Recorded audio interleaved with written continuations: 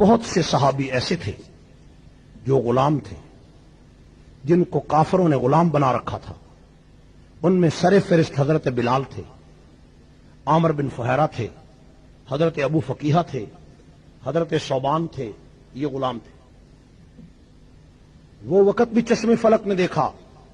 کہ صدیق اکبر مکے کا سب سے بڑا کپڑے کا تاجر تھا، لاکھوں درم کا مالک تھا، اور ابو بکر نے نیا نیا کلمہ رسول اللہ صلی اللہ علیہ وسلم کا پڑھا تھا۔ ابو بکر کو پتا چلا کہ بلال کو تپتی ریت پہ لٹایا جا رہا ہے، بلال کی زبان باہر آ گئی ہے، عامر بن فہیرہ کے سینے پہ پتھر پڑا ہے اور ایک بلشت زبان باہر آ چکی ہے، اور ان کی زبان سے احد احد کی آواز بلند ہو رہی ہے۔ ابو بکر نے اپنا پیسہ، اپنی دولت جو کپڑے کی تجارت میں صرف تھی، ان کو نکالا۔ 80,000 درم صدیق اکبر نے نکال کر 18 غلاموں کو آزاد کرایا،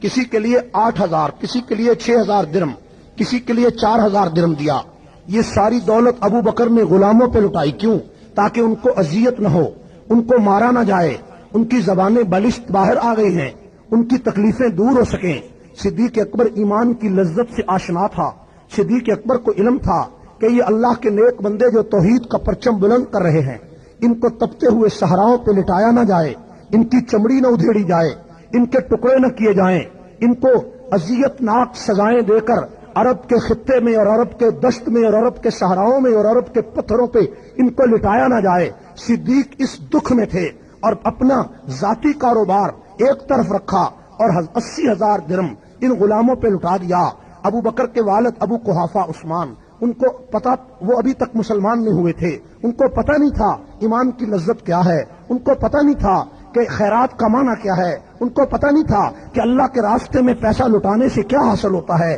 وہ سمجھتے تھے کہ شاید میرے بیٹے نے جو دولت لٹائی ہے اس لیے کہ یہ غریب اور غریب لوگ ابو بکر کو چودھری کہیں، ابو بکر کو سردار کہیں، ابو بکر شاید دنیا کے لالچ میں یا نعوذ باللہ اپنی وجاہت اور اپنی بڑائی کے لیے اس نے یہ پیسہ لٹایا۔ اس نے بھرے اجلاس میں، بھری محفل میں، خانہ کعبہ کے سامنے ابو بکر کو پر آ کر تنقید کر ڈالی، اور ابو بکر کا وہ والد تھا اور والد مکرم ابھی مسلمان نہیں ہوئے تھے، ان کو حق پہنچتا تھا کہ جو بات سمجھ میں نہیں آئی وہ برملا کہہ ڈالے۔ والد کا بیٹے پر تنقید کرنا کوئی عیب نہیں تھا، کوئی جرم نہیں تھا، کوئی گناہ نہیں تھا، کوئی فسق و فجور نہیں تھا، کوئی کفر نہیں تھا۔ ابو بکر کے باپ نے بھرے اجلاس میں کہا کہ اے ابو بکر، اگر تو چودراہٹ چاہتا ہے تو کسی چودھری پہ پیسہ لٹاتا، کسی سردار پہ پیسہ لٹاتا، ان غریبوں پہ، ان غلاموں پہ دولت لٹا کر تجھے چودھری کون کہے گا؟ ابو بکر نے باپ کی یہ تنقید سنی، حوصلہ نہیں تھا کہ باپ کو کوئی جواب دیتے، اس لیے ابو بکر نے ضبط کیا اور آنکھوں سے آنسو نکل آئے، اور وہ آنسو اور وہ دکھ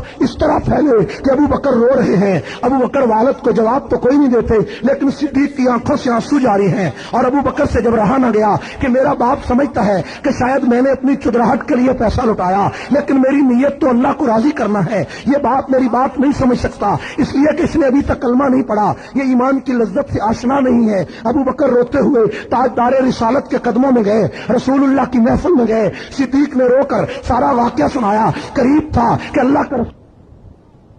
اسی وقت جبرائیل امین قرآن کی یہ آیت لے کر اترا، الذی یؤتی مالہ یتزکا وما لأحد عنده من نعمت تجزی الا ابتغاء وجہ ربہ الاعلی۔ اے میرے محمد، صدیق نے جو پیسہ غلاموں پہ لٹایا ہے، میں عرش پہ خدا اعلان کرتا ہوں کہ اپنی عزت کے لیے نہیں لٹایا، بلکہ یہ سارا پیسہ خدا کو راضی کرنے کے لیے لٹایا۔